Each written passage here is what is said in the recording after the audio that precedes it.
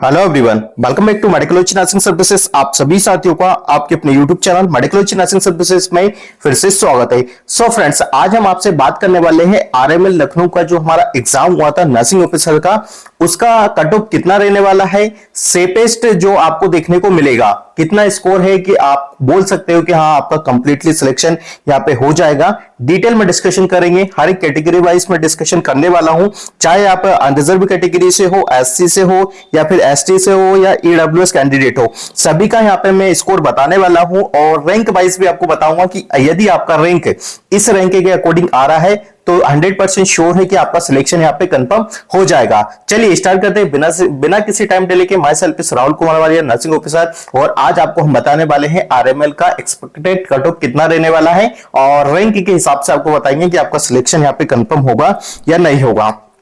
तो सबसे पहले यदि आपको किसी भी एग्जाम का कट ऑफ जानना होता है तो सबसे पहले आपको पता होना चाहिए कि उस एग्जाम का एनओ के लिए, नर्सिंग ऑफिसर के लिए जो टोटल पोस्ट है वो कितना टोटल पोस्ट यहाँ पे निकला हुआ। ठीक है, तो 600 पोस्ट, 600 प्लस या 650 प्लस पोस्ट था, 665 के अराउंड पोस्ट था। ठीक है, तो यदि मैं आपको कैटेगरी वाइज बताऊं कि अनरिजर्व कैटेगरी की जो यहाँ पे टोटल सीट कितनी देखने को मिली थी, 252 अनरिजर्व कैटेगरी की सीट्स आपको बताई जा रही है। और ओबीसी की सीट की यदि आपसे बात की जाए 177 ओबीसी कैंडिडेट का सीट है।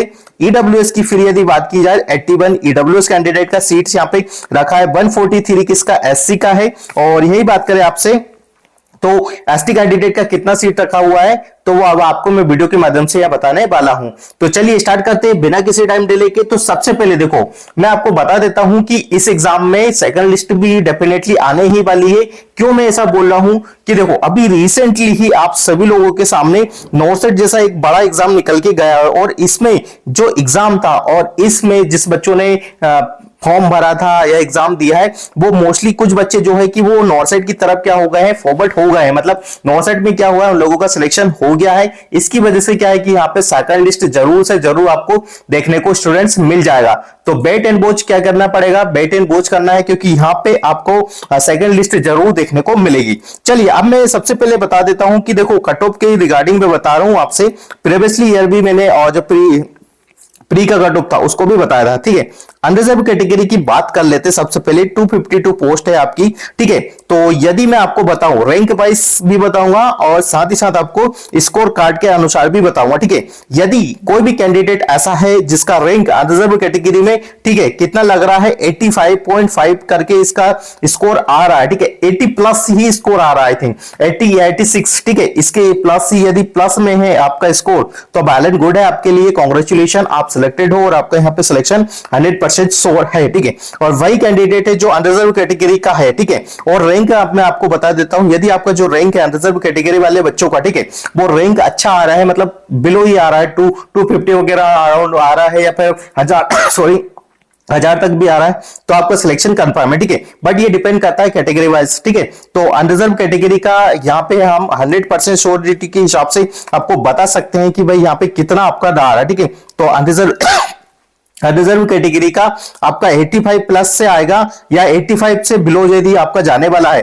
तो आपका सिलेक्शन 100% चांसेस नहीं हो पाएंगे। ठीक है, यदि रैंक की बात करूं आपसे तो 400 भी रैंक आपका लग सकता है, 500 भी आपका रैंक है तो आपका 100% सिलेक्शन हो जाएगा क्योंकि यहाँ पे सेकंड लिस्ट भी आपका जनरेट होगा। तो उसी के बेसिस पे मैं ये चीजें आपको बताने वाला हूं कि सेकंड बार के टाइम में भी आपको क्या होगा कि चांसेस मिल सकते हैं। तो ये आपके लिए बहुत अच्छी बात देखने को मिल जाती। ठीक है, तो अब बता दें ओबीसी कैंडिडेट का। ठीक है, देखो ओबीसी कैंडिडेट का मैं यहाँ पे नहीं बता सकता एग्जैक्टली, तो मैं नहीं बता पाऊंगा क्योंकि यहाँ पे ओबीसी के रिगार्डिंग इन लोगों ने कोई भी रिजल्ट में इस प्रकार की चीजें नहीं रखी है। ठीक है, नहीं रखी इन द सेंस कि आपको हम एक्सपेक्टेड चीजें ही बता सकते हैं जो प्रीवियसली ईयर और प्री के बेसिस पे आपको देखने को मिला। ठीक है, तो प्री के बेसिस पे यदि मैं आप बताऊं आपको तो ओबीसी कैंडिडेट का जो यहाँ पे हमको पता लग रहा है और एनालिसिस के तौर पे यदि आपको बताएं कि यहाँ पे जो सीट है वो 177 सीट्स है। ठीक है, और देखो सबसे मेन बात ये चीज है कि यदि आपके पास यूपी का डोमिसाइल होगा तभी आप कैटेगरी का यहाँ पे रिजर्वेशन ले सकते हो,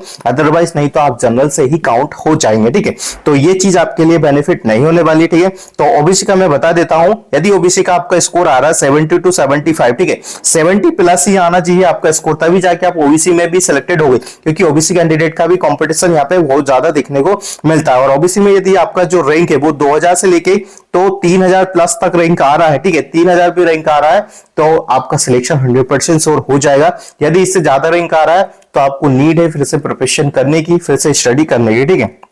चलिए नेक्स्ट चीज आपको मैं बता देता हूं, नेक्स्ट चीजें क्या रहने वाली है ईडब्ल्यूएस कैंडिडेट का, ठीक है। तो ईडब्ल्यूएस में सीट्स इस बार कितनी है, 81 सीट्स यहां पे रखी हुई है। और यदि आपका जो स्कोर है वो 75 से 70 है, ठीक है 75 प्लस ही आपका स्कोर होना चाहिए यदि आप ईडब्ल्यूएस के लिए फाइट कर रहे हैं तो, ठीक है। और जो रैंक है जो रैंक है आपका 2000 से लेके तो 3500 तक रैंक है, या फिर आपका जो रैंक है वो 4000 तक भी जा रहा है तो आपका सिलेक्शन है ईडब्ल्यूएस कैंडिडेट का कैटेगरी में सिलेक्शन होने का, ठीक है।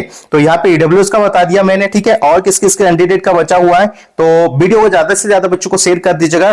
जो भी बच्चे हैं जिनको कट ऑफ के रिगार्डिंग डाउट्स है तो वो डाउट्स उनके यहाँ पे क्लियर हो जाएंगे, ठीक है। एससी कैंडिडेट की जो सीट्स है, ठीक है 143 सीट है, ठीक है। रैंक की यदि मैं बात करूं तो 4500 तक यदि आपकी रैंक आ रही है तो आपका सिलेक्शन हो जाएगा। और नंबर है आपके 55 से लेके 60, ठीक है 55 प्लस स्कोर होगा तो ऐसे कैटेगरी में आपका क्या होगा कि यहाँ पे सिलेक्शन 100% चांसेस है कि आपका सिलेक्शन यहाँ पे आरएमएल में हो जाएगा।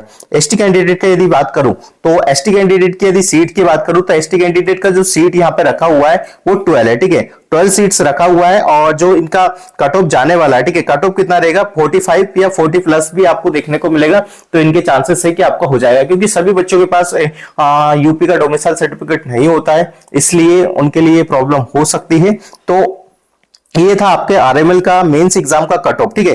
तो आरएमएल का जो मेंस एग्जाम का कट ऑफ है वो मैंने आपको बता दिया है, ठीक है। आरएमएल जो इसकी सीट्स थी वो 665 सीट्स के अकॉर्डिंग मैंने बता दिया है। 85 प्लस यदि स्कोर आ रहा है तो जनरल में आपका 100% श्योर सिलेक्शन है। इसके बाद यदि जनरल वाला कैंडिडेट है और आउट ऑफ यूपी है तो उसको नीड है प्रिपरेशन करने की, भाई वो अपनी तैयारी को कंटिन्यू करे, अपनी तैयारी को क्या करे डिसकंटिन्यू ना करे, क्योंकि यहाँ पे 665 पोस्ट रखा हुआ है और सेकंड लिस्ट भी आएगी, क्योंकि बहुत सारे बच्चे नॉर्थ साइड की तरफ हो गए हैं। तो ये चीजें आपके लिए बेनिफिट हो जाएगी। यदि वीडियो अच्छा लगा और आपको अपनी कैटेगरी के रिगार्डिंग कुछ भी चीजें जानना हो और नर्सिंग जगत की हर एक अपडेट पाने के लिए, हर एक नर्सिंग का एग्जाम की अपडेट्स पाने के लिए आप मेडिकोलॉजी नर्सिंग सर्विसेज की यूट्यूब चैनल को सब्सक्राइब कर लीजिएगा, बेल आइकन को प्रेस कर दीजिएगा ताकि किसी भी प्रकार का कोई भी नोटिफिकेशन आपसे मिस ना हो और सीधे ही आपके मोबाइल फोन पे पहुंच जाए। हम मिलेंगे नेक्स्ट अपडेट के साथ, जब तक बने रहिए आपके अपने यूट्यूब चैनल मेडिकोलॉजी नर्सिंग सर्विसेज पे। Thank you so much guys.